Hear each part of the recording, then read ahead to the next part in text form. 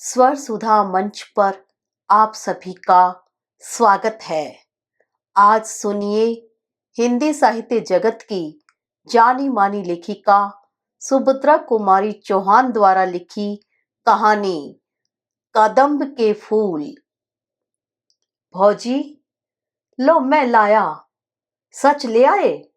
कहाँ मिले? अरे, बड़ी मुश्किल से ला पाया भौजी। तो मजदूरी ले लेना। क्या दोगी? तुम जो मांगो। पर मेरी मांगी हुई चीज मुझे दे भी सकोगी? क्यों न दे सकूंगी? तुम मेरी वस्तु मेरे लिए ला सकते हो, तो क्या मैं तुम्हारी इच्छित वस्तु तुम्हें नहीं दे सकती? नहीं भोजी, न दे सकोगी। क्यों नाहक कहती हो? अब तुम ही न लेना चाहो तो बात दूसरी है, पर मैंने तो कह दिया कि तुम जो मांगोगे मैं वही दूंगी। अच्छा, अभी जाने दो, समय आने पर मांग लूंगा, कहते हुए मोहन ने अपने घर की राह ली। दूर से आती हुई भामा की सास ने मोहन को कुछ दोने में लिए हुए घर के भीतर जाते हुए देखा था, किंतु वह ज्यों ही नजदीक पहुंची, मोहन दूसरे रास्ते से अपने घर की तरफ जा चुका था। वे मोहन से कुछ पूछ न सकी, पर उन्होंने यह अपनी आंखों से देखा था कि मोहन कुछ दोने में लाया है, किंतु क्या लाया है यह वे न जान सकी। घर आते ही उन्होंने बहू से पूछा, मोहन दोने में क्या लाया था? भामा मन ही मन मुस्कुराई और बोली, मिठाई। बुढ़िया क्रोध से तिलमिला उठी, बोली, इतना खाती है, दिन भर बकरी की तरह मुंह चला ही करता है, फिर भी पेट नहीं भरता। बाजार से भी मिठाई मंगा मंगा के खाती है। अभी मैं देखती तो क्या तू कभी बतलाती? भामा मुस्कुराते हुई, तो बतलाती क्यों? कुछ बतलाने के लिए थोड़ी ही मंगवाई थी। क्यों? क्या मैं घर में कोई चीज ही नहीं हूं? तेरे लिए तो मिठाई के लिए पैसे हैं। मैं 4 पैसे दान दक्षिणा के लिए भी मांगूं तो सदा मुंह से ना ही निकलती है। तेरा आदमी है तो मेरा भी बेटा है, क्या उसकी कमाई में मेरा कोई हक ही नहीं? मुझे तो 2 बार सूखी रोटी छोड़कर कुछ भी न नसीब हो, और तू मिठाई मंगा मंगा के खाए। कर ले जितना तेरा जी चाहे, भगवान तो ऊपर से देख रहा है, वह तो सजा देगा ही। क्यों कोस रही हो माँ जी? मिठाई एक दिन खा ही ली तो क्या हो गया? अभी रखी है, तुम भी ले लेना। चल रहने दे, अब इन मीठे पुचकारों से किसी और को बहकाना। मैं तेरे हाल सब जानती हूँ। तू समझती होगी कि तू जो कुछ करती है वह कोई नहीं जानता। मैं तेरी नस नस पहचानती हूँ। दुनिया में बहुत सी औरतें देखी हैं, पर सब तेरे तले तले। सब मेरे तले तले न रहेंगी तो करेंगी क्या? मेरी बराबरी कर लेना मामूली बात नहीं है। मैं ऐसी वैसी थोड़े हूं। चल चल, बहुत बड़प्पन न बघार, नहीं तो सब बड़प्पन निकाल दूंगी। भामा अब कुछ चिढ़ गई थी, बोली, बड़प्पन कैसे निकालोगी माँ जी? क्या मारोगी? माँ जी को और भी क्रोध आ गया और बोली, मारूंगी भी तो मुझे कौन रोक लेगा? मैं गंगा को मार सकती हूँ, तो क्या तुझे मारने में कोई मेरा हाथ पकड़ लेगा? मारो, देखूं कैसे मारती हो। मुझे वह बहू न समझ लेना जो सास की मार चुपचाप सह लेती है। तो क्या तू भी मुझे मारेगी? बाप रे बाप, इसने तो घड़ी में मेरा पानी उतार दिया। मुझे मारने को कहती है। आने दे गंगा को। मैं कहती हूँ कि भाई, तेरी स्त्री की मार सहकर अब मैं घर में न रह सकूंगी। मुझे अलग झोपड़ा डाल दे, मैं वहीं पड़ी रहूंगी। जिस घर में बहू सास को मारने के लिए खड़ी हो जाए वहां रहने का धर्म नहीं। यह कहते कहते माँ जी जोर जोर से रोने लगी। भामा ने देखा कि बात बहुत बिगड़ गई, अतः वह बोली, तुम्हें मारने को तो नहीं कहा माँ जी, क्यों झूठ मूठ कहती हो। हाँ, मैं मार तो चुपचाप किसी की न सहूंगी, अपने माँ बाप की नहीं सही तो किसी और की क्या सहूंगी।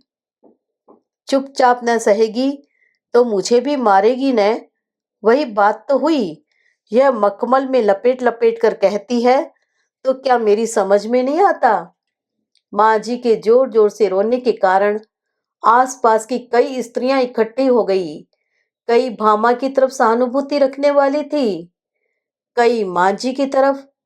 पर इस समय माँ जी को फूट फूट कर रोते देखकर सबने भामा को ही भला बुरा कहा। सब माँ जी को घेर कर बैठ गई। भामा अपराधिनी की तरह घर के भीतर चली गई। भामा ने सुना माँ जी आसपास बैठी हुई स्त्रियों से कह रही थी, आप तो दोना भर भर कर मिठाई मंगा मंगा कर खाती है, और मैंने कभी अपने लिए पैसे धेले की चीज के लिए भी कहा तो फौरन ही टका सा जवाब दे देती है, कहती है पैसा ही नहीं है, इसके नाम से पैसे आ जाते हैं, मेरे नाम से कंगाली छा जाती है।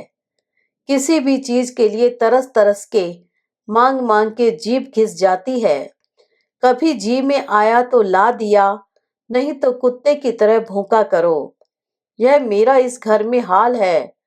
आज भी दोना भर मिठाई मंगवाई है, मैंने जरा ही पूछा तो मारने के लिए खड़ी हो गई। कहती है मेरे आदमी की कमाई है, खाती हूँ, किसी के बाप का खाती हूँ क्या। उसका आदमी है तो मेरा भी बेटा है, उसका 12 आने हक है तो मेरा 4 आने तो होगा। पड़ोस की एक दूसरी बुढ़िया बोली, राम राम, यही पढ़ी लिखी होशियार है। पढ़ी लिखी है तो क्या हुआ, अकल तो कौड़ी के बराबर नहीं है। तुमने भी 9 महीने पेट में रखा बहन, तुम्हारा तो 16 आने हक है। बहू को बेटा माँ के लिए लौंडी बनाकर लाता है, यह तुम्हारे पैर दबाने और तुम्हारी सेवा करने के लिए है। हमारा नंदन तो जब तक बहू मेरे पैर नहीं दबा लेती, उसे अपनी कोठरी के अंदर ही नहीं आने देता।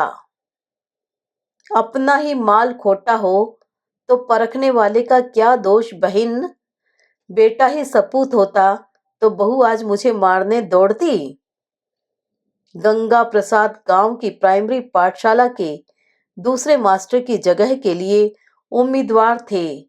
17.5 रुपए माहवार की जगह के लिए बेचारे दिन भर दौड़ धूप करते, इससे मिल उससे मिल, न जाने किस किस की खुशामद करनी पड़ती थी। फिर भी नौकरी पाने की उन्हें बहुत कम उम्मीद थी। इधर वे कई मास से बेकार बैठे थे। भामा के पास कुछ जेवर थे जो हर माह गिरवी रखे जाते थे और किसी प्रकार काट कसर करके घर का खर्च चलता था। भामा पैसों को दांत तले दबाकर खर्च करती, सास और पति को खिलाकर स्वयं आधे पेट खाकर पानी से पेट भरकर उठ जाती। कभी दाल का पानी ही पी लिया करती, कभी साग उबालकर ही पेट भर लिया करती। रुपए पैसों की तंगी के कारण घर में प्राय रोज ही इस प्रकार कलह मची रहती। जब गंगा प्रसाद जी दिन भर दौड़ धूप के बाद थके हारे घर लौटे, तब शाम हो रही थी। आंगन में उनकी माँ उदास बैठी थी। बेटे को देखा तो नीची आंख कर ली, कुछ बोली नहीं। गंगा प्रसाद अपनी माँ का बड़ा आदर करते थे, उनका बड़ा ख्याल रखते थे। जिस बात से उन्हें जरा भी कष्ट होता वह बात वे कभी न करते थे।